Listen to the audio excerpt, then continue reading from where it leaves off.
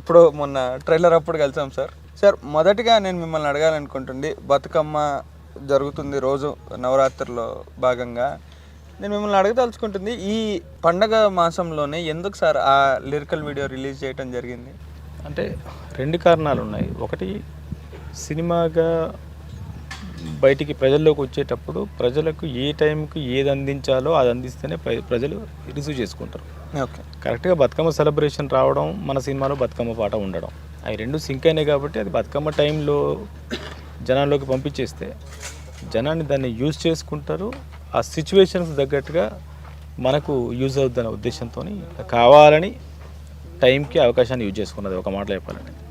Okay, ఇది టాక్టికల్గా చేసామని చెప్తున్నారు, కానీ ఆ సాంగ్ జనాల్లోకి ఎంత డీప్గా వెళ్ళిపోయింది అనేది నాకు తెలిసి మీకు రెస్పాన్స్ అనేది వచ్చే ఉంటుంది. కానీ ఇక్కడ సోషల్ మీడియాలో ఒక చిన్న సైజ్ వార్ అనేది జరుగుతుంది, ఫ్యాన్ వార్స్ మాదిరిగా. ఎన్టీఆర్ కానీ, మహేష్ బాబు గారు కానివ్వండి, లేకుంటే పవన్ కళ్యాణ్ గారు, నందమూరి బాలకృష్ణ గారు, ఇట్లాంటి పెద్ద పెద్ద హీరోల ఫ్యాన్స్ ఒకరి గురించి ఇంకొకళ్ళు తనుకునే సిచ్యువేషన్స్ మేము బయట చూసినాం సార్, చాలా చూసినాము. కానీ ఫర్ ద ఫస్ట్ టైం ఒక పాటలో కొన్ని లిరిక్స్ వల్ల బయట హక్కుని తనుకునే పొజిషన్ ఎందుకు అనమాట ఇది? అంటే ఆ లిరిక్స్ కొందరికి నచ్చట్లేవు, దానివల్లనే హర్ట్ అయ్యారు అనే దానివల్లనే ఇలాంటి డిస్కషన్ జరుగుతాయి. ఎవరైతే ఆ లిరిక్స్ ఒక సినిమాలో వచ్చిన లిరిక్స్ కారణంగా ఎవరైతే హర్ట్ అయ్యారో మేబీ వాళ్ళు రజాకార్ల అంశంతో పుట్టుంటారు. ఓకే, కాబట్టి ఏంటంటే వాళ్ళ పూర్వీకులు అంటే వాళ్ళ కోపం వచ్చేస్తుంది. రజాకార్ల అంశతో పుట్టని వాళ్ళకి ఎవరిని అన్నా కూడా ఆ ప్రాబ్లం లేదు, ఎవరు దానికోసం హర్ట్ అవ్వాల్సిన అవసరం లేదు. రజాకారులు ఆ ప్రజలకు చేసిన అన్యాయాలని, అరాచకాలని, దాష్టికాలని ఎదిరించలేక వాళ్ళకి చేతనైన పాటని శాపనార్థాలని పాట రూపంలో పాడుకున్నారు వాళ్ళు. అదే పాటని రజాకారుల మీద మా సినిమాలో పెట్టాం అంతే తప్ప ఇప్పుడు హర్ట్ అవుతున్న వాళ్ళకి 1948లో ఉన్న రజాకారులకు ఉన్న సంబంధం ఏంటో నాకు తెలియదు, దానికి అట్టవలసిన అవసరం లేదు. ఓకే, చాలా తెలివిగా చెప్పినారు సార్. నిజం చెప్పా. ఓకే, సో డైరెక్టర్ గారు నిజం చెప్పాను అంటున్నారు. కొంచెం టాపిక్ డైవర్ట్ అవుదాం సార్. ఇప్పుడు నేను లోపలికైతే వెళ్ళటం జరిగింది, మన బైరాన్పల్లి కోట లోపలికి. ఫిరంగి కానివ్వండి, లేకపోతే లోపల ఉండే మండు సామాగ్రి కానివ్వండి, నాటు బాంబులు కానివ్వండి, హ్యాండ్ గ్రెనేడ్లు కానివ్వండి, తుపాకుల్లో కూడా డబల్ బ్యారెలు, సింగిల్ బ్యారెలు, మందుగుండు సామాగ్రి. ఆ మందుగుండు సామాగ్రికి ఏమేమి కావాలా, మందు, అట్నే మన గాజు పెంకులు, అది నూరేదానికి సామాను, ఇంత డీటెయిలేషన్ పెట్టారు. అసలు సినిమా లోపల ఎన్ని దాచిపెట్టినారు సార్ ఇట్లాంటివి? అంటే మామూలుగా ఒక హిస్టరీ చేసేటప్పుడు మనం డీటెయిల్డ్గా వర్క్ చేయకపోతే చరిత్రని తప్పుదోవ పట్టించిన వాళ్ళం అవుతాం. ఎప్పుడు నువ్వు చరిత్ర చెప్పకపోయినా పర్లేదు, కానీ చరిత్ర తప్పుగా చెప్పకూడదు. ఓకే, నలుగురు 4 రకాలుగా అనుకుంటారు, అది వాడి సొంత ఎజెండా. ఓకే, సొంత ఎజెండాలో ఒకటికి తప్పు కనిపిస్తుంది, ఒకటికి ఒప్పు కనిపిస్తుంది, ఒకటి కరెక్ట్ అనిపిస్తుంది, ఒకటి తప్పు అనిపిస్తుంది. అవి మనకు అనవసరం. మనం ఒక ఆత్మపరిశీలన చేసుకొని చేయాల్సిన అవసరం ఉంది ఒక చరిత్ర చేసేటప్పుడు. ఆ చరిత్ర గురించి చేసేటప్పుడు చాలా క్లీన్గా అబ్జర్వ్ చేసి చేయాల్సిన అవసరం ఉంది. ఎందుకంటే అది ముందు తరాలకు ఒక బుక్ లాంటిది, ఒక డైరెక్టరీ లాంటిది. కాబట్టి ఏంటంటే ఏదో చూపించామని కాదు, అందుకని ప్రతిదీ డీటెయిల్డ్గా దాని మీద వర్క్ చేసాం. అప్పుడు వాళ్ళు ఫిరంగి అసలు వాళ్ళకి ఎక్కడి నుంచి వచ్చింది, దాన్ని అప్పుడు ఏమని పిలిచేవాళ్ళు, అందులో ఉన్న మందుగుడ్డ సామాగ్రిని ఎలా వాడాలి, దాన్ని వాళ్ళే ఎలా తయారు చేసుకునేవాళ్ళు, ఇవన్నీ స్టడీ చేసాం. స్టడీ చేయడం వల్లనే వచ్చింది. ఇంకోటి ఏంటంటే అందులో వాడేవి ఎక్కడో కెమికల్ కంపెనీస్లోనో ఎక్కడో తయారు చేసినవి కాదు, స్వతహాగా మన దగ్గర ఉండేయే మనం తయారు చేసుకో. గాజు ముక్కలు కానీ, గంధకం కానీ, సోరుప్పు కానీ, ఇవన్నీ మన దగ్గర ఉండేయే. బట్ దాన్ని యూజ్ చేయడం ఎలా అనేది వాళ్ళు నేర్చుకున్నారు. తప్పలేదు, వాళ్ళ జీవన పోరాటంలో గెలవడం కోసం పనిముట్లను ఆయుధాల దగ్గరగా తీసుకున్న దగ్గర నుంచి వాళ్ళు పోరాటం చేస్తుంటే అప్పటికి వీళ్ళు 7-8 సార్లు ఈ బైరాన్పల్లి మీద రజాకారు దండ అయిన తర్వాత ఇంకా చివరికి ఒక ఆయన వల్లంపట్ల రామచంద్రరావు గారు అని వీళ్ళకి ఫిరంగి డొనేట్ చేస్తారు, ఇంకా మీకు తప్పదు అని స్పాన్సర్ చేస్తారు, మీకు తప్పదు మీరు దీని వారి. అప్పుడు ఇక్కడ ఒక రాజిరెడ్డి గారు అని ఉండేవారు బైరం. ఆయనకి ఏంటంటే అవన్నీ ఎలా యూజ్ చేయడం బాగా తెలుసు. ఆయన దాన్ని ప్లాన్ చేసి దాన్ని వాళ్ళని అటాక్ చేయడానికి వాడుకుంటారు.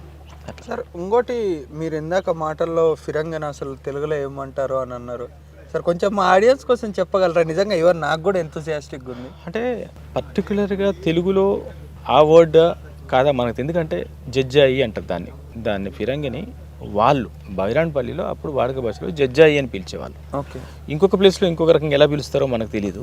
దానికి సంబంధించిన బైరాన్పల్లిలో హిస్టరీకి సంబంధించిన పరిశీలన చేసేటప్పుడు ఈ ఫిరంగిని వాళ్ళు జడ్జాయి అని అనేవాళ్ళు ఓకే అనేది మనకు తెలిసింది. సో అప్పటి నుంచి మనకు ఓకే ఇది ఫిరంగి కాదు జడ్జాయి, ఆ పదాన్ని మనం బయట పెట్టాం. ఇక్కడ కూడా ఎలా ఉంటుందంటే మనకు మన తెలుగు రాష్ట్రాల్లోనే ఒక్కొక్క ప్రాంతానికి ఒక వర్డ్ ఉంటుంది. ఉదాహరణకు తెలంగాణలోనే వరంగల్ కరీంనగర్కి వెళ్తే అమ్మని అవ్వ అని పిలుస్తారు, నల్గొండలో అమ్మని అమ్మ అని పిలుస్తారు, అమ్మమ్మని అవ్వ అని పిలుస్తారు. సో ఇంత వేరియేషన్ ఉంటుంది. వీళ్ళు దీన్ని జడ్జాయి అని పిలిచేవాళ్ళు, ఇంకో దగ్గర ఎలా పిలిచేవాళ్ళు నాకు తెలియదు. సార్ మరో ప్రశ్న, ఇక్కడ మీరు ఇంత డీటెయిల్డ్గా చూపిస్తున్నారు కదా, చాలా పీరియాడిక్ ఫిలిమ్స్ వచ్చినాయి సార్ ఇంతకుముందు తెలుగులో కానీ లేకుంటే బాలీవుడ్లో కానివ్వండి. ఫర్ ఎగ్జాంపుల్ బాజీరావు మస్తాని తీసుకుందాం, అది నిజమైన చరిత్ర తీసుకుంటే ఒక లెక్క ఉంటుంది, సినిమా తీసుకుంటే ఇంకో లెక్క ఉంది. రియల్ హిస్టరీ బుక్స్లోకి వెళ్ళి చదివినప్పుడు అసలు పేష్వా అంత రొమాంటిక్ పర్సనే కాదు, is a very psychic person అనేది బుక్స్లో రాసింది. అలానే మన పద్మావత్ తీసుకున్నా లేకుంటే ఇంకా take it any periodic movie కొంచెం డ్రమటైజేషన్ ఆఫ్ ద మూమెంట్ అనేది జరుగుతుంది. బెస్ట్ ఎగ్జాంపుల్ తానాజీ కనుక తీసుకుంటే అందులో కొంచెం డ్రమటైజేషన్ అనేది జరిగింది. సో రజాకార్లలో కూడా ఏమన్నా, రజాకార్ మూవీలో కూడా ఏమన్నా డ్రమటైజేషన్ ఉందా లేకుంటే యాజ్ ఇట్ ఈస్గా మీరు తీస్తున్నారా? అంటే మీరు రీసెర్చ్ చేసిన చరిత్ర.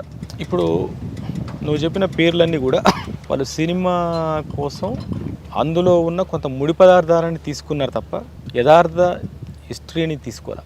ఓకే. ఆ విధంగా చూస్తే నాకు తెలిసిన నేను చదివిన బుక్ ప్రకారం, maybe I'm writer wrong, Padmavati ఆయనకి ఏడో భార్య. అవును, ఏడో భార్య మీద అంత ప్రేమ ఎందుకుంటుంది? వెనక ముందు చాలామంది ఉన్నారు కదా. యాక్చువల్లీ కింగ్డమ్ కోసం జరిగిన గొడవ. ఇంకోటి వాడి కింగ్డమ్ కోసం తీసుకొచ్చి ఇవన్నీ అప్పగించడం ఏంటో ఇవన్నీ.